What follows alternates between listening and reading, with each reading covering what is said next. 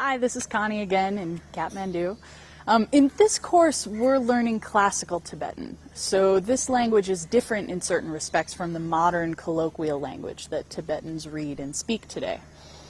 As the name suggests, classical Tibetan is an older form of the language, and although the basic grammar is the same, some of the grammatical rules are slightly more complex in classical Tibetan than the grammatical rules that we find in modern Tibetan. Because the grammar of classical Tibetan is more complex, the same amount of information can be conveyed in fewer words. So as a result, a passage written in classical Tibetan would usually be significantly shorter than the same passage translated into modern Tibetan. Now, we're not going to go into the details of the differences between various forms of Tibetan in this course, but it's good to keep in mind that classical Tibetan and modern Tibetan are distinct enough to be considered different languages.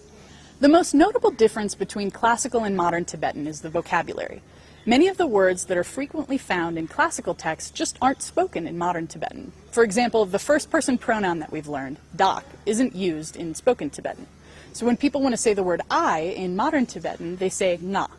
Or for another example, the word semchen, which means sentient being in classical Tibetan, generally just means animal in spoken Tibetan. The other main difference between classical and modern Tibetan has to do with verbs. So while classical Tibetan relies primarily on different spellings of verbs to differentiate between present, past, and future, spoken Tibetan relies on the addition of certain auxiliary verbs. For example, if we want to translate the sentence, he goes to Tibet, into classical Tibetan, we would write kong pula dro. But in spoken Tibetan, we would add an auxiliary verb onto the end of the main verb, dro. So instead of saying kong pula dro, we would say kong pula drogide. The auxiliary verb re, joined to the main verb with a connective particle, shows that the sentence is in the present tense. Unlike spoken Tibetan, classical Tibetan does not rely on the addition of these certain types of auxiliary verbs.